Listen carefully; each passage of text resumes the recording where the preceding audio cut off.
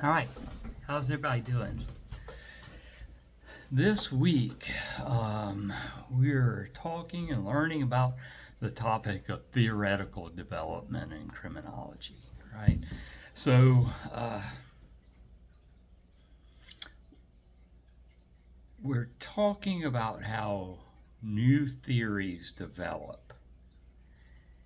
And sometimes what people do is they take theories that already exist and they integrate them together. That's theoretical integration, right? And there's another strategy that we'll talk about as well. Is like we already have a lot of theories. We've already talked about a lot of theories in this class. We talked about that at the very beginning about how theories should have some empirical evidence, and if they do not, then those theories have been falsified, right? They don't enjoy any empirical validity, right? They don't have much evidence. Then maybe we should get rid of those, and that happens sometimes, right? Try to think of an example. Well, back when we talked about biological theories, we talked about phrenology, right? We also talked about somatology, about body shapes, but also phrenology, like other biological characteristics and shapes of skulls and things of that sort, right? Now, although I still teach those, right? Those are theories that have been largely abandoned, right? The only reason why I teach that is not because they have any explanatory power or that people are still using them to explain things. The only reason I teach them is in the history of biological theory, those are kind of the early ones, right? And when I teach about them, I kind of poke fun at them, right? Like, how could we have been so dumb to think you can look at the shape of someone's skull and predict, not only whether they're going to be a criminal, but what types of crimes and stuff like that, right? So those are examples of theories that, like, oh man, we started looking at the evidence, none, and they've been thoroughly falsified, right? And typically, when that happens, they're no longer taken serious, and most of the time, when they're not taken seriously, we will stop talking about them. Authors will stop writing about them. Students will stop teaching them. They will disappear from textbooks. Although, those aren't good examples of that because I'm still talking about them, right? There are other reasons why we keep talking about them. It's not because they explain very much, right? And I hope you see that, right? And I don't know. I'm trying to think of other theories. Ah, boy, we might talk about some here in just a second that used to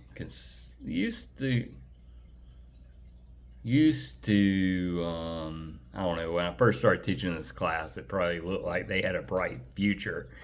20 years later, kind of looks like they're going to be a dead theory, maybe already are a dead theory.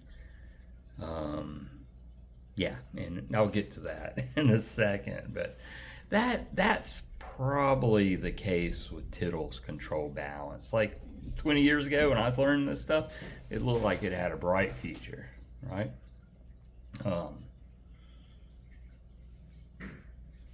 My kids are home, and you might hear things right outside the frame of the camera, and so if we get interrupted during this, that's okay. Hey, buddy, how are you?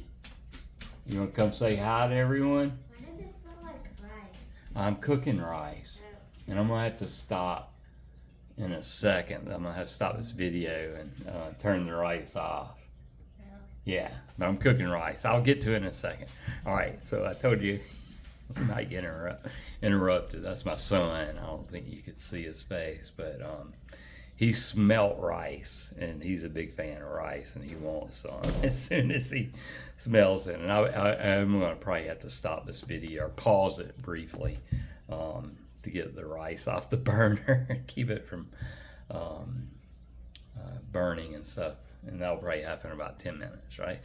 All right, so let me try to regain my train of thought. Oh, I was talking about Tittle, and we'll go into further. Tittle's control balance theory. We'll go into greater details maybe after I deal with the rice. 20 years ago, it looked like a very promising theory. And Tittle and a lot of Tittle's students were testing this theory. Well, I mean, it sounded good to me at the beginning of it, but it turns out it has not enjoyed a whole lot of empirical support. And it's probably a good example of like, I don't think Tittle's control balance theory is going to be taught to future generations, right? Yeah. Now there are other theories that we're going to talk about this week. Like really, we're going to talk about Tittle's. We're going to talk about the ideas of Travis Hershey. We're going to talk about Thomas Bernard's risk factor theory, which I don't think is really a theory, but I'll get into that.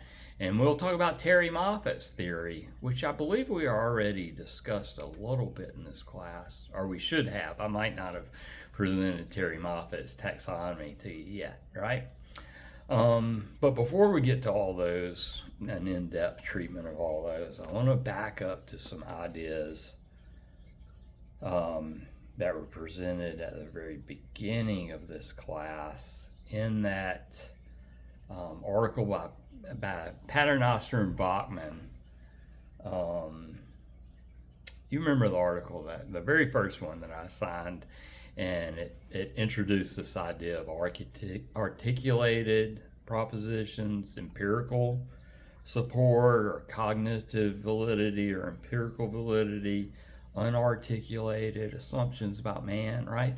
So in a lot of ways, this entire conversation about theoretical development is couched in that conversation, right? So the cognitive validity or empirical validity, that's what I've been talking about so far. Theories, and the way that they talked about it, Paternoster and Bachman in that very first assigned reading, is because they're theories and not philosophies, right? When we go looking for evidence, we should find them. And if we don't find evidence to support the theory, well, that's a big problem, right? And theories should live and die based upon the amount of evidence or empirical support that people can find. Oh goodness, I don't know if you hear that, but that's the beeper telling me the rice is ready. So let me stop here, right? And I'll pick up right where I left off. Sorry about that. I don't want to burn the rice, right? And I'll let that cool down. And my son will probably be in here asking for a bowl of rice pretty soon. And I'll have to stop again. And I apologize for all these interruptions, but oh boy, I don't know what to say, except my life is very busy, and I'm taking care of kids, and I'm trying to teach online classes as well as face-to-face classes. And I was hoping to record this video earlier in the day when my kids were at school, but it just didn't work out that way. Had to go down to campus for undergraduate research, so I'm filming this a little bit later in the day, and that means my kids are at home and interrupting us, right?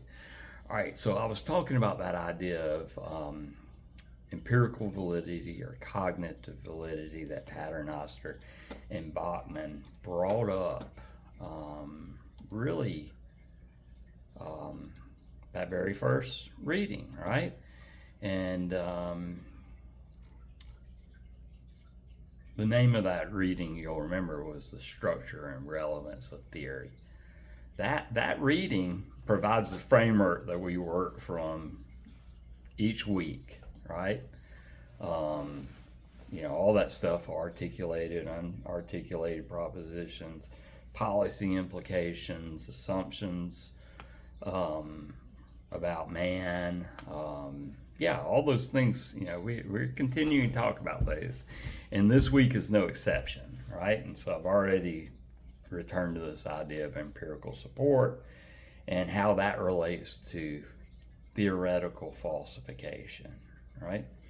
So based upon what I've told you already about, they have to have some empirical support, right? Some measure, right?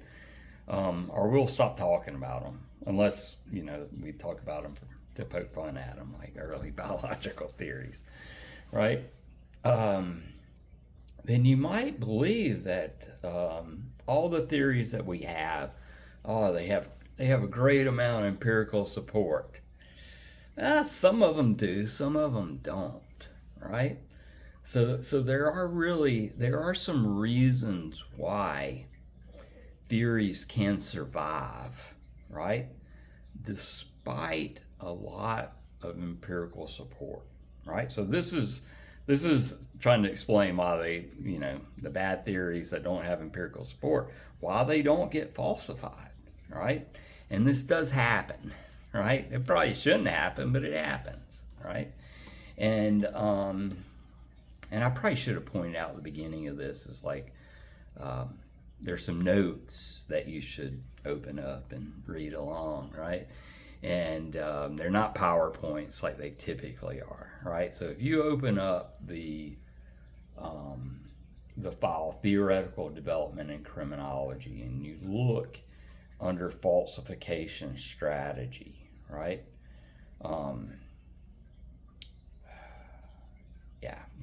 And under there it says, we could eliminate some theories, but we do not, right?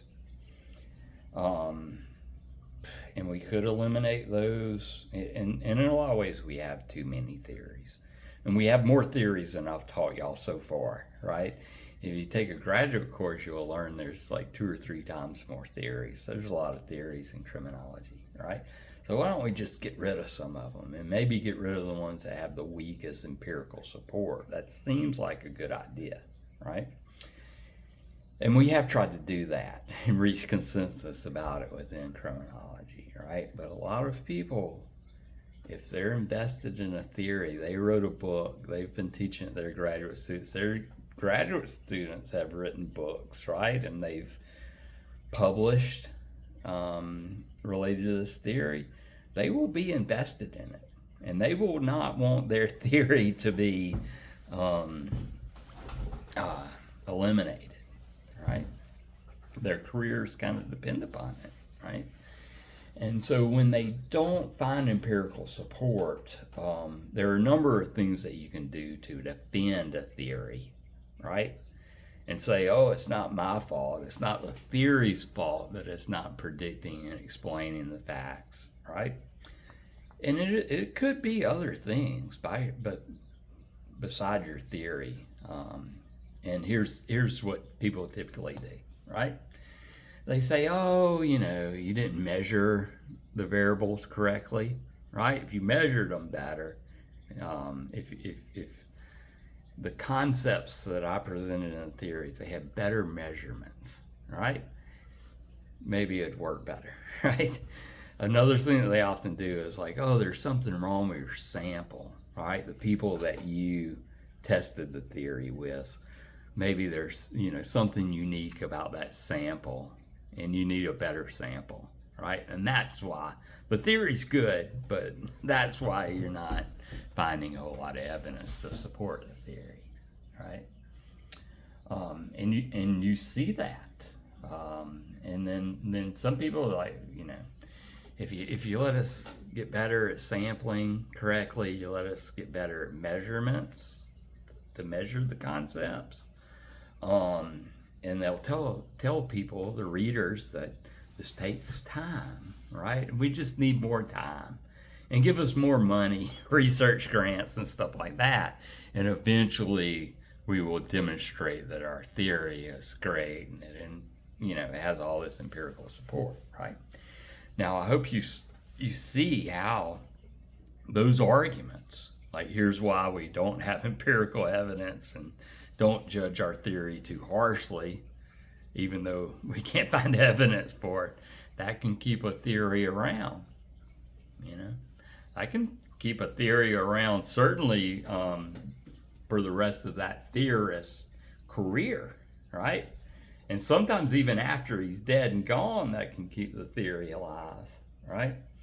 So this idea that, like, you know, this falsification strategy that we'll just, you know, which ones have evidence, which ones fit the facts, and if they don't fit the facts, we'll just discard, we'll falsify those theories, and we'll stop teaching them. In reality, it doesn't always work that way, right? Yeah, and I can give you a good example of that, right? Robert Merton's theory. You know, he wrote that theory in 1938, right? Strain enemy theory. It has not always been supported by empirical evidence. And Robert Merton and his followers have said, you know, your measurements aren't good, right? You're not really measuring these things like we expected you to, or like we'd like you to. They've said there's problems with samples, and I like Merton's theory, and I think he's on to something. And, you know, I'm somewhat persuaded by those articles that say you haven't measured these things correctly, and you haven't used the correct samples, right? And I still teach that theory, right? Yeah. Right? I mean, you know, and I don't think I think they have valid points when they say we haven't measured, well, really institutionalized goals and cultural goals and institutionalized means, right? That's what they say we haven't. And I think, yeah, I think there's merit to those arguments, right? And that theory that was originally proposed in 1938, here we are in 2026, and I'm still teaching about it, right? All right, so that's falsification strategy, and how, you know, it seems like a simple idea, just get rid of all the ones that don't, but things in the real world get complicated for all sorts of social and sociological reasons, right? People are invested in them. People's careers depend upon them. Their graduate students' careers depend upon them. I learned about them, and I still teach about them because I like the theory. And you know, it enjoys another concept that was introduced in that article, The Structure and Relevance of Theory and Criminology, is that they have a high degree of sentiment relevance, right? They I don't know, seem like they should be. Feels like in my gut that it's a good theory. And sometimes theories can live on even when there's less empirical support, but people just, seems like it's true, right? That's that idea of sentiment relevance, right? That is, it's not, and that's introduced in that very first article. It's not just empirical, but it's also this kind of gut feeling or intuition that we have, and theories can live on based upon that. Karl Marx and his theories kind of, and criminological theories based upon them, right? In some ways they kind of live on based upon their sentiment relevance, right? All right, so that's the falsification. Just like we have too many theories, how can we get rid of them? Shouldn't we get rid of the ones that don't have a whole lot of empirical support, right? Seems like a good, simple idea. Things get messy when we try to implicate it, right? Now, here's another way of developing theories is you take all of the theories that already exist and you combine some, right? That's what we call the integration strategy, and that's the next thing in this word file,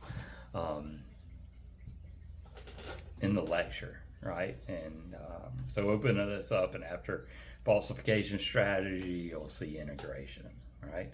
And when you take many different theories and you try to combine them, right? And I think this is, seems like a good idea on the surface, right? You take a lot of good ideas, combine them, you should be able to get a better theory, right?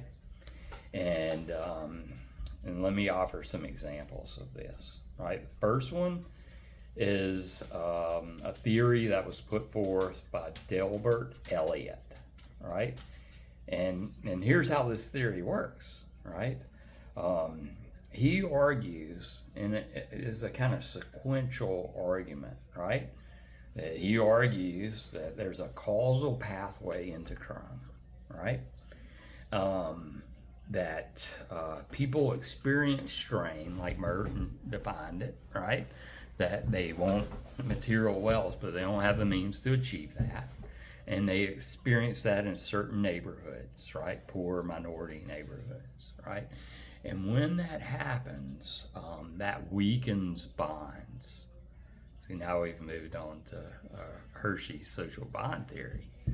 And so they do things like they drop out of school. They make bad grades. As a result, they don't learn to read, right? They don't get high school diplomas, right?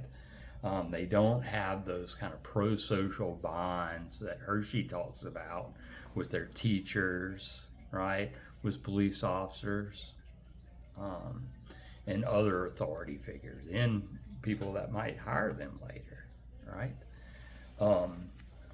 So the strain leads to a weakening.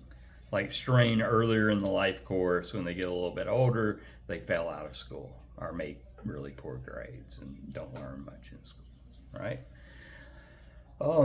And when that happens, when they fail out of school, or they don't fail out of school but they don't learn much, they sit with all the other kids that aren't learning much, right? That means that they're developing delinquent peers, right? They begin to associate with other delinquents, right? And they learn all of the things that delinquent peers will teach you, right? You see how that's starting to sound like differential association?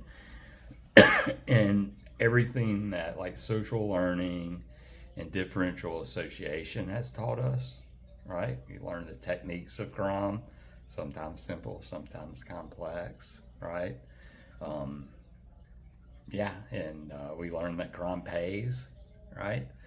And how to make it pay sometimes, right? And that leads to a greater association with delinquent peers and learning of these delinquent values and criminal values. So what I've just done in that very brief conversation is I've integrated 3 different theories. I've integrated Robert Merton's strain enemy theory, right? And then I said later, after that happens, you get into the ideas of Travis Hershey's social bond theory, right? His first theory, not his second one on self-control. And then that kind of weakens people's bonds to pro-social people like teachers and police officers and maybe employers later, and their parents, right? And then they develop new relationships, right? And those new relationships are more likely to be delinquent, right? And more likely to be criminal. And then they learn things. And the learning includes techniques of committing crime, but also the values that justify committing crimes, that say it's a good idea, right? And or at least it's not a bad idea, right? And so all 3 of those theories, I hope you see, come from sociology, right? And that's an example of what we call intradisciplinarian or our interdisciplinary theoretical integration. You've integrated 3 theories from one discipline, and that's sociology, right? That's the intra, I-N-T-R-A part of it. Intra means within one discipline, right? It's a great example. That's Eliot's theory, the Eliot's theory, and that's a great example of intradisciplinary strategy for theoretical development. He's taken 3 theories, he's combined them, and he believes that's a better theory, right? Sounds good to me, right? I like it. Some people say it complicates things, right? That it's too complicated, and a simpler theory, maybe one of those might be a better explanation, right? And there are limits to theoretical integration. We can't take I don't know if you think we can or not, but if we took every theory that we've discussed and tried to combine it into one, man, that would be more of a challenge than taking just 3, right? Yeah. Can't take a little of everything and end up, right? You might can 3 or maybe 4, but if you try to take a little bit of 10, right, then you start running into problems, and really the problem is one of parsimony, right? In philosophy, there's this idea, Occam's razor is what it's called, right? Simpler explanations are better than complicated explanations. And if you have an explanation that integrates all the existing theories, that's going to be pretty complicated, right? And it is not going to adhere to Occam's razor. It's not going to be a simple explanation. It's not going to be a parsimonious explanation, right? All right. Next, let me talk about another integration strategy. It combines theories, but it does it from different disciplines. This is what we call interdisciplinary, not intradisciplinary, interdisciplinary theoretical integration, right? And I can't remember if I think we've talked about Terry Moffat's theory, right? And she actually doesn't call it a theory. It's Terry Moffat's taxonomy, right? And I'm going to briefly explain how our taxonomy works, and then I'm going to point out how it draws from theories from multiple different disciplines, right? And it draws from biology, it draws from psychology, and it draws from sociology, right? So that's 3, right? And this is my example, and it's a great example of interdisciplinary. Takes theories from 3 different disciplines, combines it into one, and I like the theory. I think it's a good theory. Empirical support, we can talk about that, right? And I'll let you be the judge of that. All right, so here's good. First thing I need to do is explain why it's called a taxonomy, and that name, right? You've probably encountered this word before in your life, taxonomy, and I imagine you learned it in a biology class, right? Because if you remember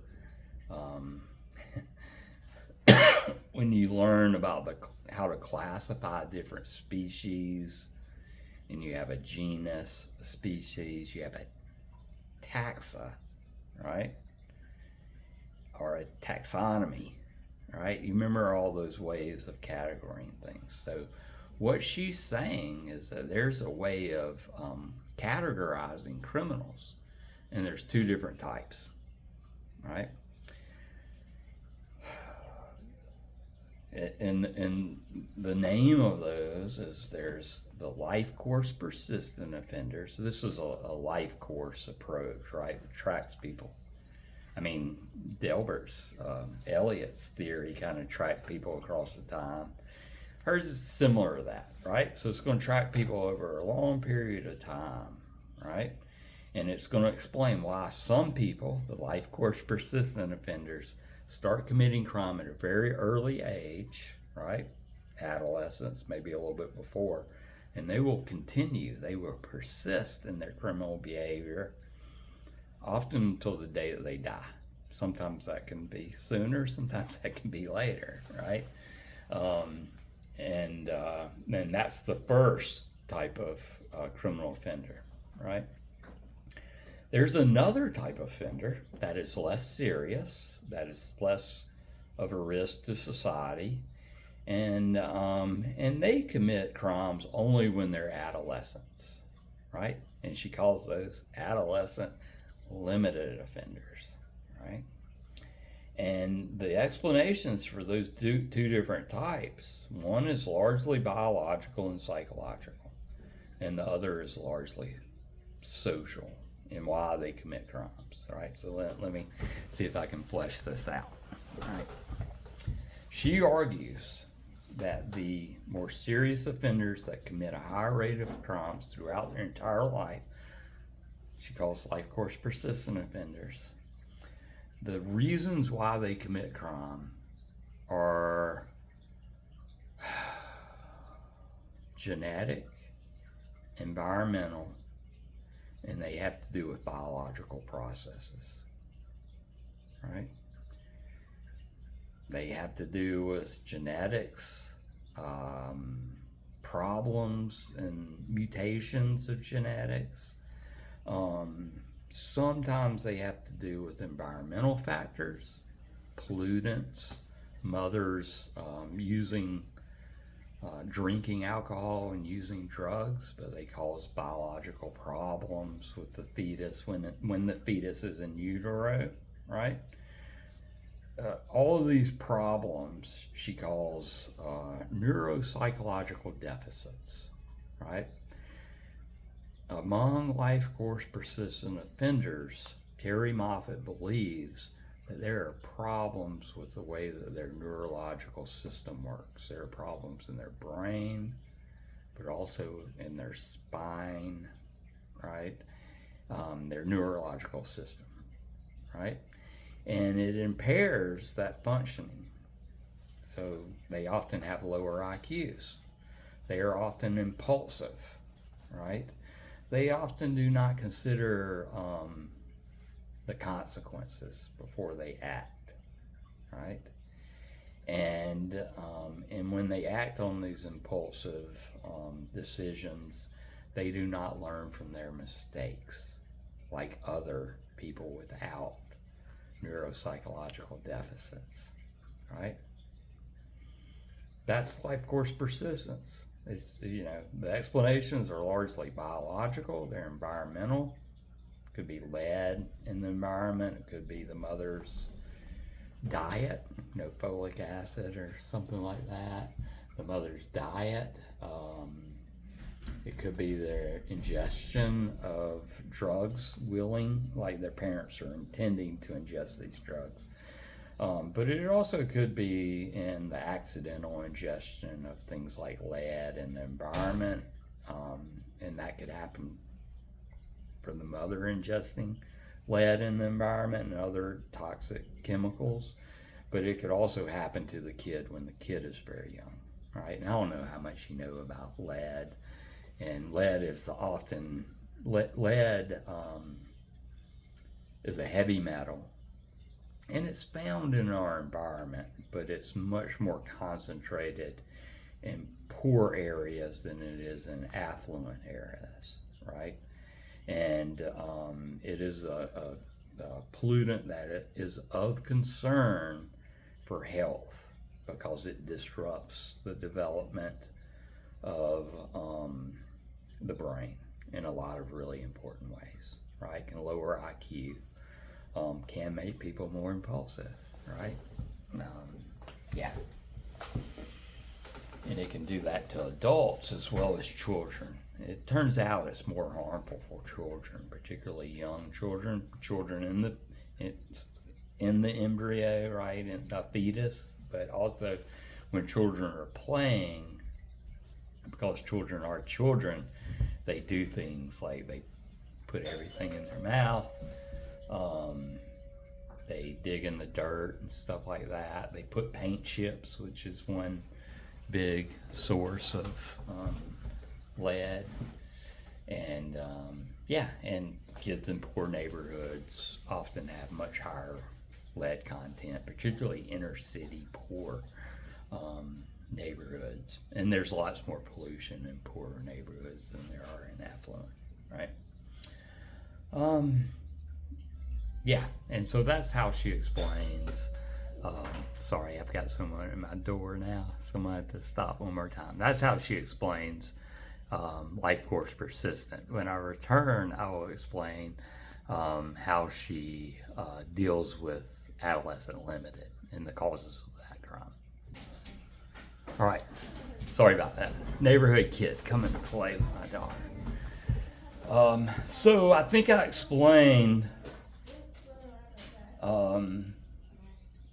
I think I did an adequate job of explaining the causes of crime for life course persistent offenders. And you see that those are genetic and environmental. And who should explain those? Biologists, right?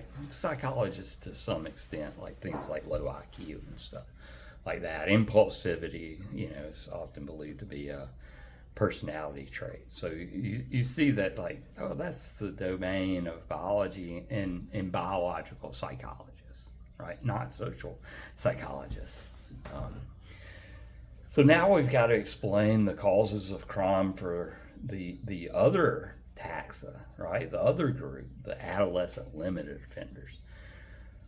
Well, it turns out that most juvenile delinquents are adolescent limited offenders.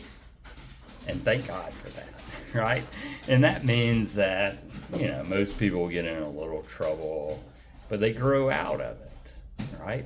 And you really don't need to do much to them for them to grow out of it. I mean, they grow out of it. That's kind of the idea that they'll stop kind of on their own. We don't need to put them in prisons or detention centers. We don't need to subject them to all sorts of treatments or anything like that, right? And they're going to stop, right? And thank God for that, right? And if you're a parent, if your kid gets in some minor trouble with like vandalism, smoking pot, drinking underage and stuff like that, the good news is more than likely they're going to grow out of that, right? And here's why they grow out of it, right? There's nothing wrong with them biologically. They don't have these neuropsychological deficits, right? They don't have low IQs, right? They're not really impulsive in the same way that life course persistent offenders are, right? And when they get in trouble, they learn from those mistakes, right? They have this ability to learn from their mistakes. So, why do they start committing acts of delinquency? This is kind of interesting, right? According to Terry Moffat, the reason why is because they mimic the life course persistent offenders. They just copy them, right? And I don't know if you remember when you were like an adolescent.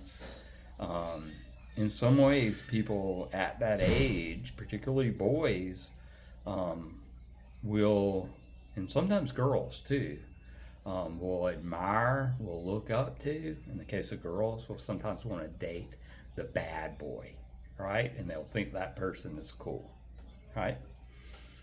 But that doesn't last long. Because, and I can remember thinking, oh, the tough guys, those are the cool people and I want to be like them. And then you fast forward 3 years and you're maybe like 16 years old and you don't want to be like them anymore, right? Because you see, and you learn from their example, right? And then they kind of seem, they don't seem too smart, right?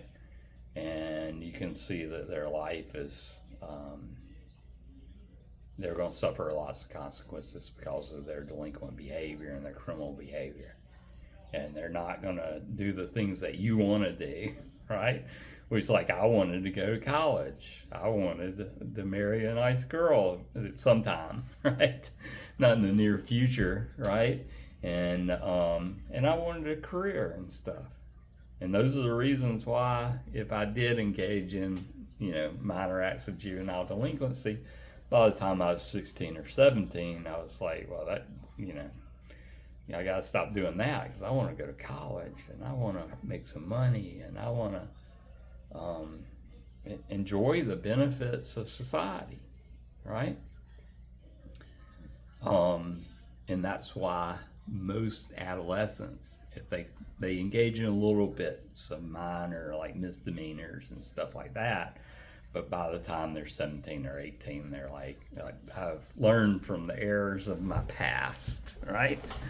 And and if most adults, particularly males, if they're honest with you, they had their little brushes with the law when they were growing up, but they grew out of it, right? My mom used to always say to my dad, like, don't worry about Chris. He's going through a phase right now.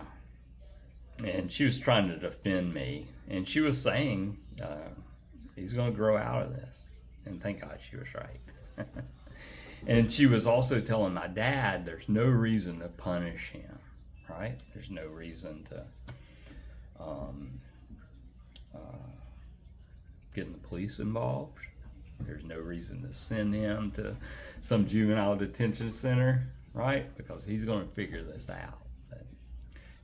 I'm smart enough to understand, and it might take me a few years, but you don't want to live and you don't want to mimic the lives of life course persistent offenders.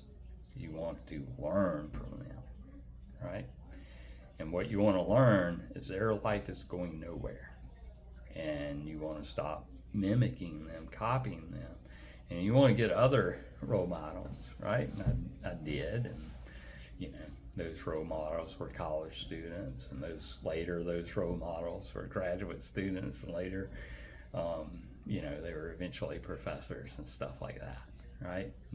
You don't have to have the same role models as I do, but I hope you'll find people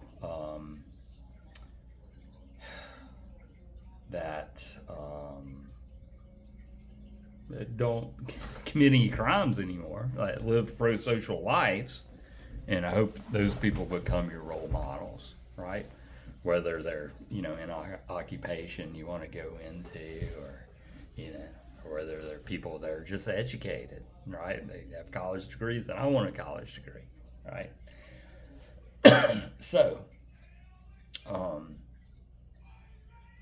the other type of offender, the life course persistent offender, they're not going to college.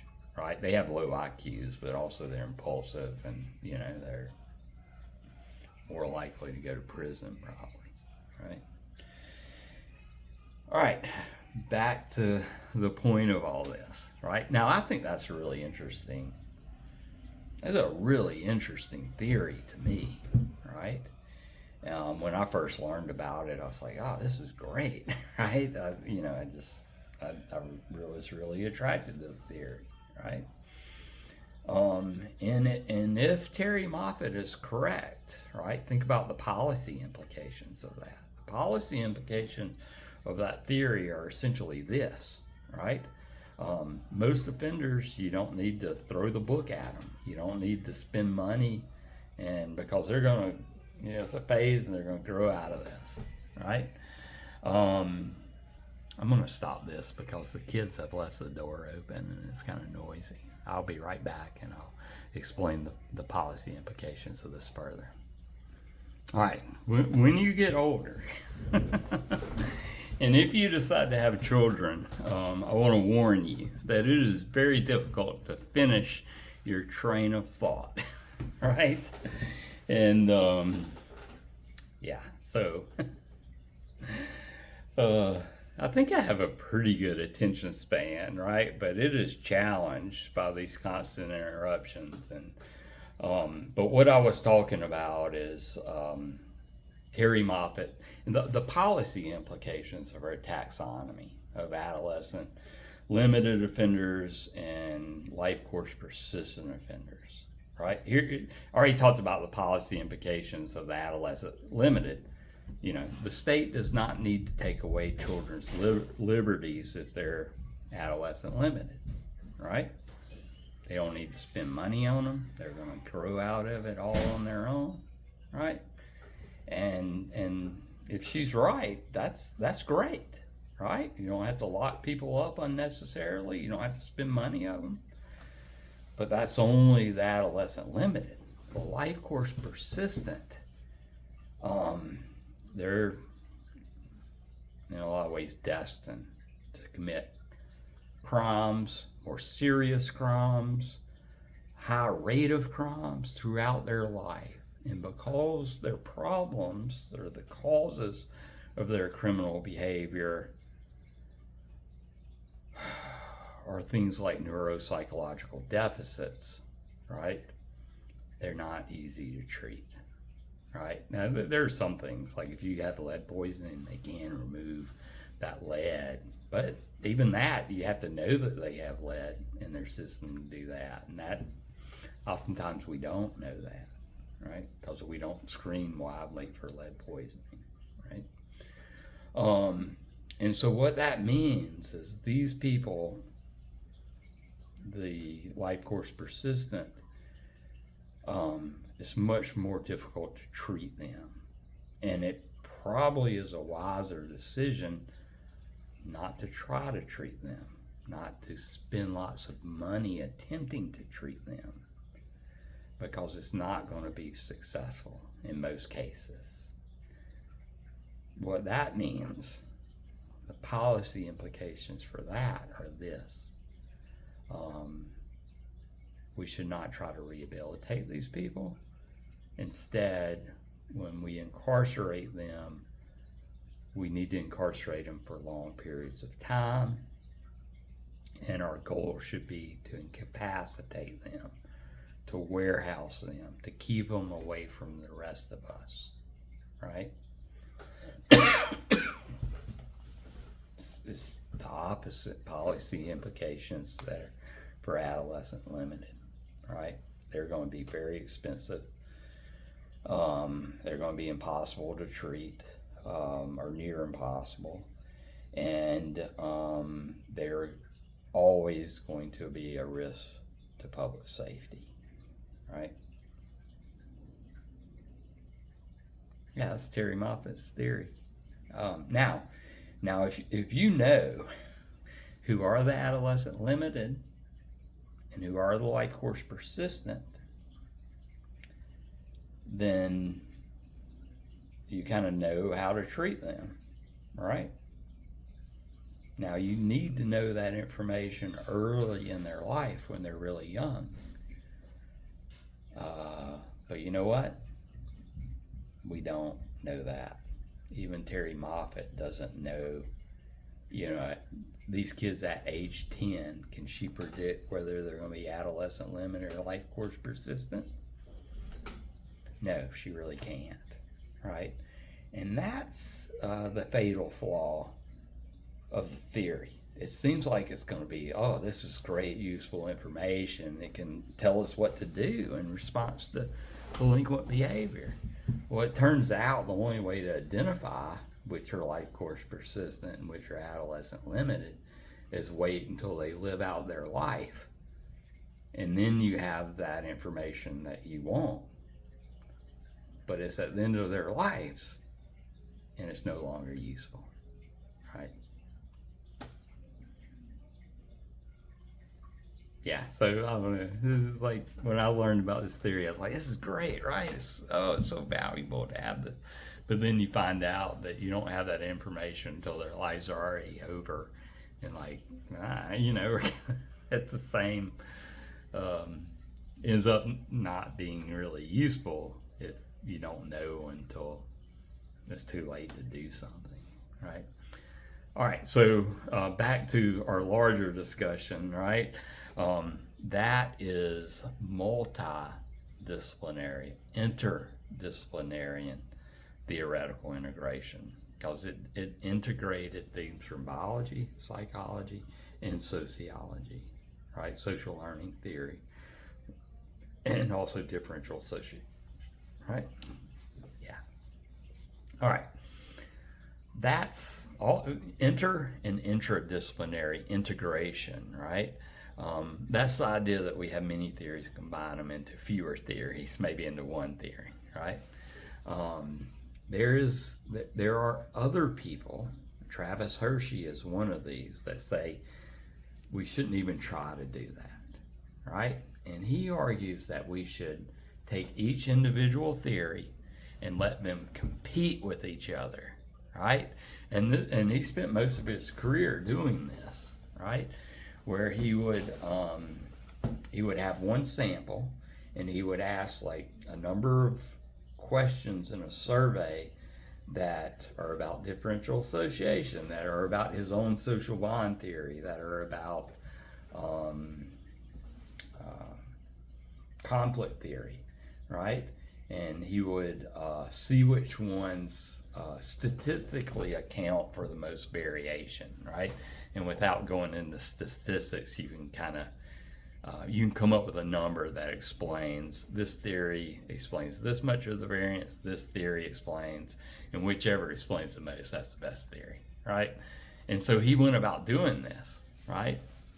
And in almost all cases, like his theory would be the best, right? And this is important a point in his career where he's kind of abandoned social bond theory and he's promoting his self-control theory, right? Now, some people, including Travis Hershey, of course, says this is how we should go, right? And he argues that really we don't need any of these other theories. We only need one. And guess what that theory is? It's his theory. It's self-control theory, right? And some people say that, like Travis Hershey, when he develops these studies and he asks these questions to people, he kind of rigs the game to make sure that his theory is the best. And that's probably true, right? And, why wouldn't he, right? Why wouldn't he? He wants to make himself look good. This is one of the lessons, I guess, about criminology is it's not just about the ideas, but it's also about people's careers and their ability to appear smart and make money and advance their careers and advance the careers of their students as well, right? And so when people engage in this theoretical competition, they might kind of rig the game, right? And he's been accused of that, right? All right. And he makes some good theoretical arguments why we can't integrate all these things. And here's where they are. And this goes back to that very structure and that very first article, Structure and Relevance, right? You remember the assumptions about man, right? These assumptions, every theory makes these assumptions, right? And I think it talks about these assumptions, and it's really the difference between like differential association theory and control theory, right? And I think I pointed these out when I taught you, right? They have different assumptions about the nature of man, right? Differential association believes that we're all born good. We're all born conformists and we're law-abiding. And because of that, something has to happen to us to motivate us to commit crime.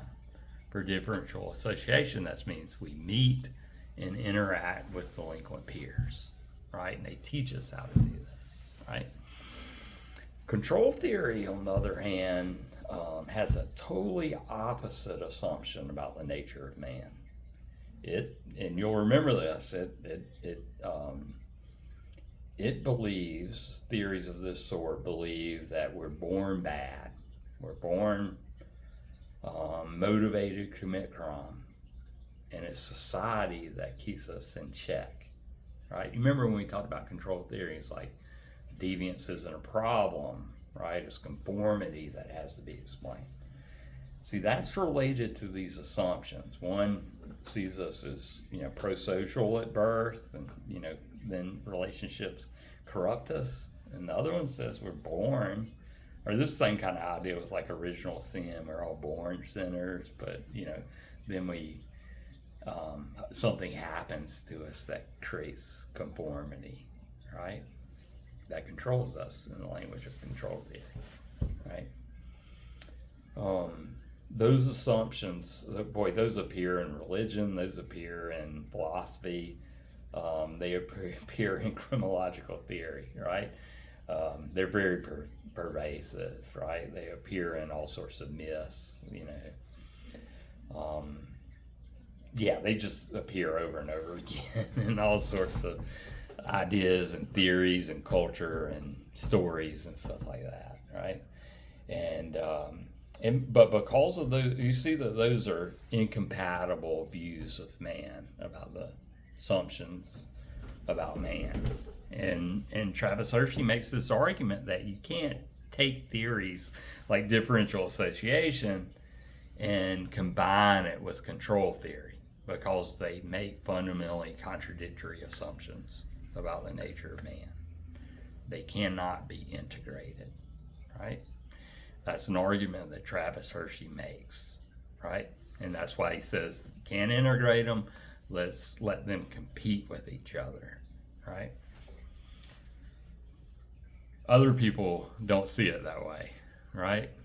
Terry Moffat doesn't see it that way. Delbert Elliott, it's like, oh no, we can still combine them, even if they have contradictory assumptions about man, right? Two more theories. One I've already brought up, Tittle's control balance theory. Let me briefly summarize that, because I mentioned it earlier. It's like 20 years ago when I first started teaching this, it looked like it was going to be a major contender in the future. That has not happened, right? And then let me also give you another example, and that's Thomas Bernard's risk factor theory, which I'm going to make an argument that it's not really a theory, right? Which I think is interesting. All right. So first, let's talk about Charles Tittle. Charles Tittle argues that the important thing about causes of crime are this, right? We are controlled by other people. See how that's completely consistent with control theory. But we also exert control over people, right? And he says that there's a ratio of the amount of control that is exerted upon the individual person versus the amount of control that they exert upon others. And when that ratio gets out of balance, right, then you see crime. And you see certain types of crime, depending if the balance is like that or the balance is like that, right? That's control balance theory, right? Interesting. You see it draws from control theory, but it also says you have power over other people. When they're in balance, the amount of control you exert over people versus the amount of control they exert over you, then you don't really commit crime, right? Or very little of it, right? When they go like this, or they go like this, too much of one or the other, that's when you get crime. And it also makes predictions about what type of crime you will get, right? When you have a lot of control over other people, you have a lot of power, status, resources, right? If you're rich, if you're a politician, right? You exert a lot of control over other people, right? And very little is exerted upon you. In those cases, you see these kind of crimes of white-collar crime, crimes of what he calls plunder, right? You ever heard of plunder? Like, that's when the army invades another country and they just steal from people, right? Yeah, you see a lot of white collar crime. Maybe you see, well, I mean, uh, you see people sexually exploit weaker, poorer people, younger people, right? I mean, look in the Epstein files. You see that type, right? That's crime committed about against weak people by powerful people, right? And as a result, they're rarely brought to justice, right? Those are all examples of people that exert more control over other people than is exerted upon them, and that's the cause of crime. But remember, that's like this, right? But there's also this type of crime among people that lots of social control is exerted upon them, but they have relatively little control over other people, right? Young people, poor people, racial and ethnic minorities, right? They are predisposed to committing crimes, but it's not the same types of crime as the elite and powerful, right?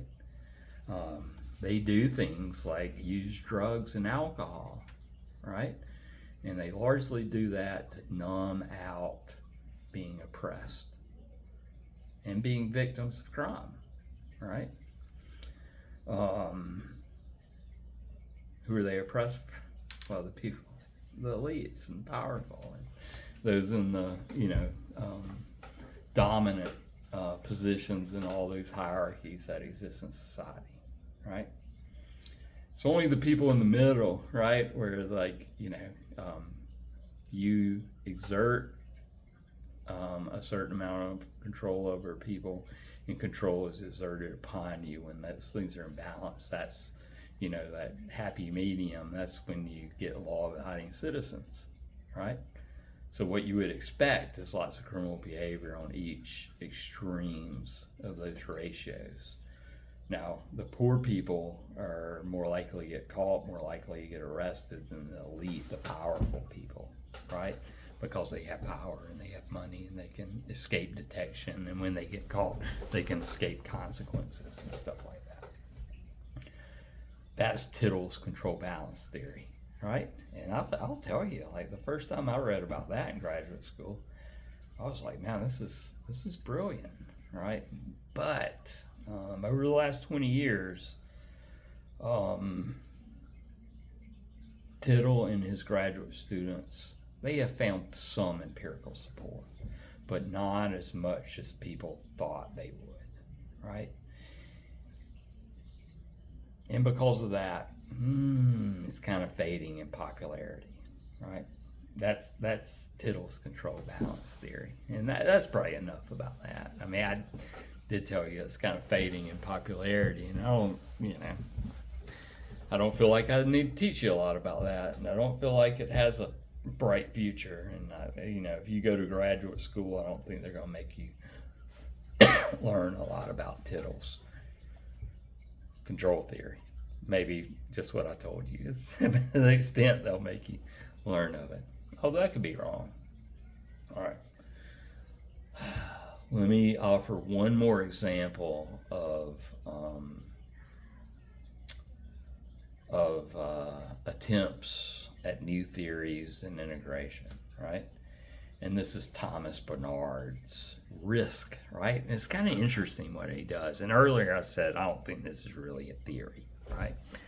What he does, remember when we were talking about theoretical competition, right? So, and I told you, like Travis Hershey, like he developed survey questions that are supposed to measure each major criminological theory, and he puts them all into one statistical model, and he has them compete against each other to see which one's the best, right? Thomas Bernard puts all of those in a one survey and develops measures to test all those. But rather than having them compete, he says these are all risk factors, right? All the things that are correlated with committing crime, and there are a lot of them, some from every theory, right? Some that don't even have theories, but we know they're correlated, right? I don't know, like people commit more crime during the summer than the winter. That's a correlation that not really linked to one of these major theories. And so what Thomas Bernard does is he takes all the things that are correlated to crime and he calls these risk factors. And he says, this is my theory, right? And he calls it risk factor theory, right? To me, that's not a theory, right? That's not how theories are created.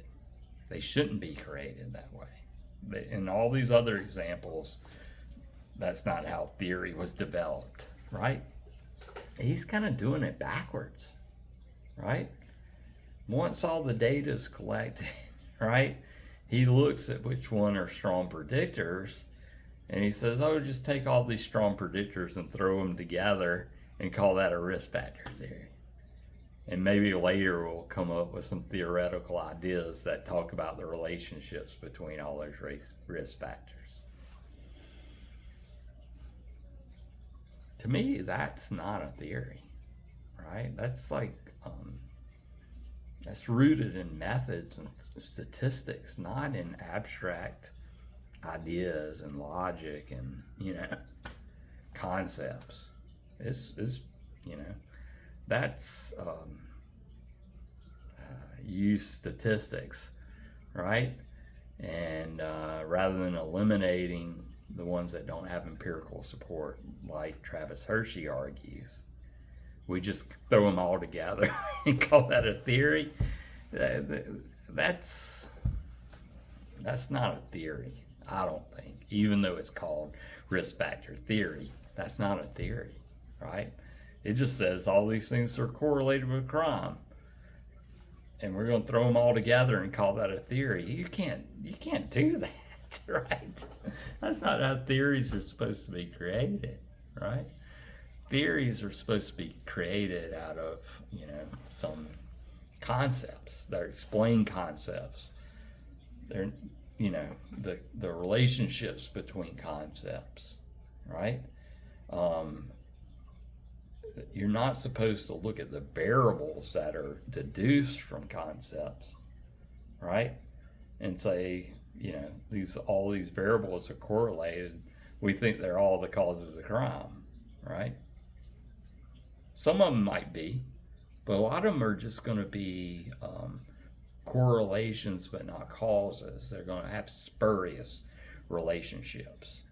And it's the theorist's job to identify which are spurious and which are causal. And he's refusing to do that job, right? That's why I don't think it's really a theory. All right. That's Thomas Bernard's risk factor theory. You give it the air quotes because not really a theory, I don't think, right? Because he's refused to say which one are spurious relationships and which one are causal. And that's your job as a theorist.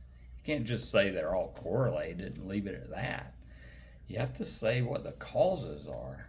And you have to say, yeah, there are these spurious relationships, but they're not causal, right? And if you refuse to do that, I don't think you're being a theorist. I think you're being a statistician, right? And statistics is important, but it's just one part, we need methodologists and statistics, but it should be driven by theory, right? That's my little pet peeve on what Thomas Bernard has done, right? Now that can be useful in the creation of theory, but you can't just call them risk factors and call it a day and go home, right?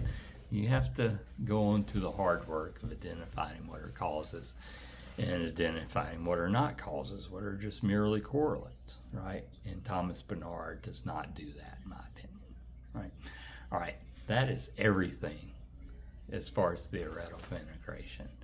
And I appreciate y'all listening to me and maintaining your focus through all of these interruptions with my kids and my neighbor's kids, rice, and all of these types of things. Y'all have a nice day.